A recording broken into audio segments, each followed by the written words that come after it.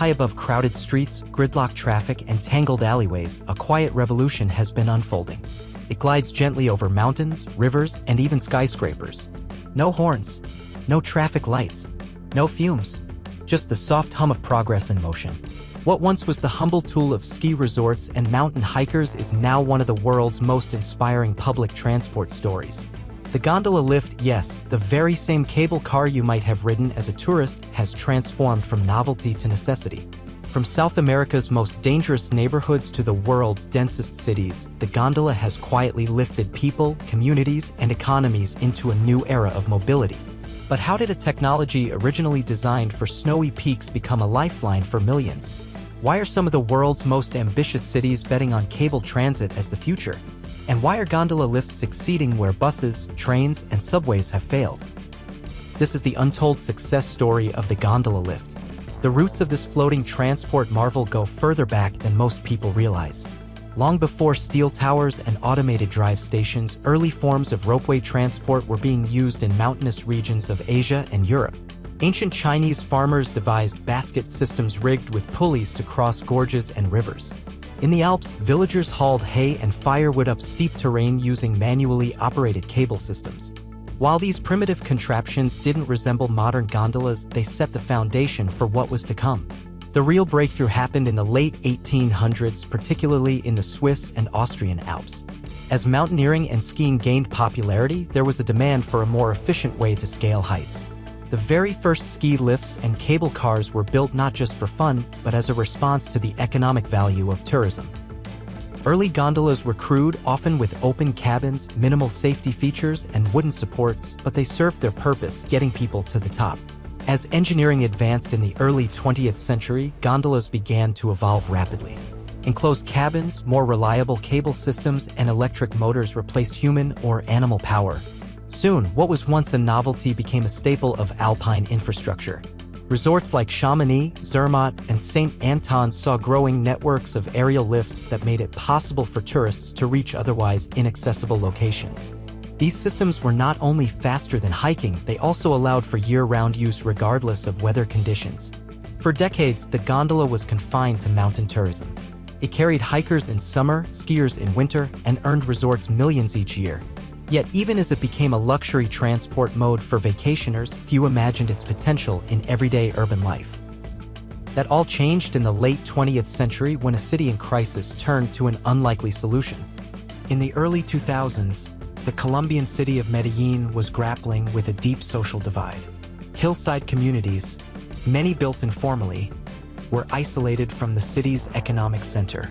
Roads were narrow or non-existent. Buses couldn't navigate the steep terrain. Walking was dangerous. For these marginalized residents, simply reaching work or school was a daily ordeal.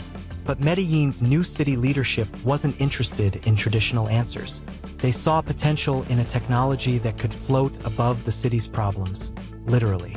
In 2004, Medellin introduced Metro Cable, the world's first urban gondola lift fully integrated into a metro system. It was a bold experiment. Where others might have built expensive roads or tunneled subway lines, Medellin strung a cable system from its most isolated neighborhoods to the heart of the city. Each trip took minutes, not hours. And it wasn't just about speed, it was about dignity, accessibility, and inclusion. The gondola wasn't a tourist trap or luxury ride. It was public transport priced the same as the metro and accessible to everyone. The impact was profound. Residents who had felt forgotten were now connected. Job opportunities expanded. Access to education improved. Crime fell. The neighborhoods around the stations began to see new businesses and investment. The world took notice. What Medellin had proven was simple: cable cars weren't just for tourists. They were transformative urban infrastructure. Following Medellin's lead, other cities in Latin America began exploring the technology. In 2014, the Bolivian city of La Paz launched Mi Teleférico, an even more ambitious gondola project. Nestled in a dramatic high-altitude valley, La Paz faced similar challenges: difficult terrain, sprawling informal neighborhoods, and strained road systems. But instead of building highways, La Paz built the largest urban gondola network in the world. Today, Mi Teleférico has over 30 kilometers of cable lines connecting neighborhoods across mountains and plateaus.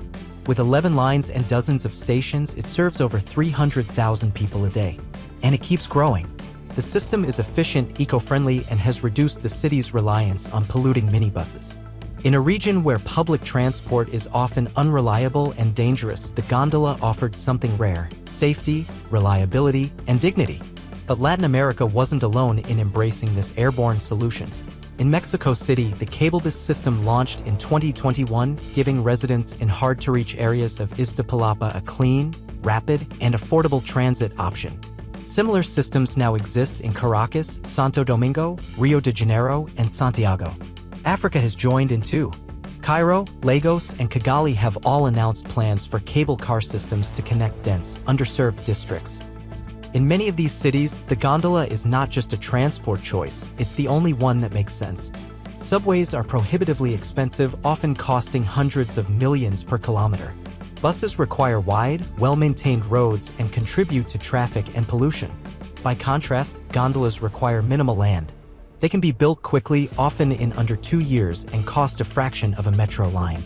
They sail over congestion, rivers, and poor infrastructure. They require no massive excavation, no relocation of homes, no new highways. They are, in many cases, the most democratic form of high-capacity transport ever invented. The engineering behind this miracle is as fascinating as its social impact. Modern gondola systems use a continuously moving loop of steel cable suspended by towers powered by electric motors housed in terminals. The cabins are detachable, allowing them to slow down at stations for safe boarding, then reattach to the main cable for travel. Some systems run with a headway time between cabins of just 12 seconds. And with cabins that can hold up to 10 passengers, this means thousands of people can be moved per hour per direction. Companies like Doppelmayr in Austria and Poma in France have led the charge, evolving gondola technology with innovations like vibration control, wind resistance, and regenerative braking systems. Some cabins now include Wi-Fi, air conditioning, and even bike racks, making them more versatile than ever. Stations are becoming architectural landmarks, with green roofs, community centers, and commercial spaces built around them. Critics have often dismissed gondolas as low capacity or gimmicky, especially in wealthy urban centers. But cities like London have still given them a try. The Emirates airline across the River Thames, though more of a tourist attraction, sparked interest in integrating cable systems into city transport grids. In New York, the Roosevelt Island Tramway, operating since the 1970s, continues to be a beloved and reliable mode of transit for thousands of daily commuters. The gondola's role in the future of cities is no longer a question of if, it's a question of when and where. Urban planners worldwide are warming up to the possibilities. In Los Angeles, proposals for gondolas connecting Dodger Stadium to Union Station are under review. In Istanbul, gondolas are being planned to connect key districts over water. In Paris, the Talivo line will soon. The beauty of the gondola is that it doesn't try to replace trains, buses, or subways, it complements them. It works best in terrain that would defeat traditional infrastructure. It offers an elegant solution in cities with rivers, ravines, or steep grades. It provides accessibility in informal neighborhoods where formal roads are impossible. It can also be built into multimodal hubs where riders can switch seamlessly from gondola to metro to bike to bus. Environmentalists have also embraced gondolas. Powered by electricity with virtually no emissions, they represent a low-impact, climate-friendly transport mode. Their construction footprint is tiny compared to roads or tunnels. And unlike rail or highways, they can coexist with existing buildings, trees, and communities. They are, in many ways, the future of green mobility. As cities struggle with climate change, rapid urbanization, and mounting inequality, the gondola offers more than just mobility, it offers vision. A way to lift people both literally and figuratively. A way to stitch together the fractured fabric of urban life. A way to give residents in marginalized communities the same dignity, speed, and convenience that downtown commuters enjoy. The story of the gondola lift is one of quiet triumph. It didn't arrive with fanfare or flashing lights. It rose slowly, like its own cabins, from modest beginnings to global relevance. Today, it connects cities, heals divisions, and shows us that sometimes the best solutions aren't underground, they're right above us. So the next time you look up and see a cabin gliding silently overhead, remember, that small box in the sky isn't just a ride, it's a revolution. And its journey has only just begun.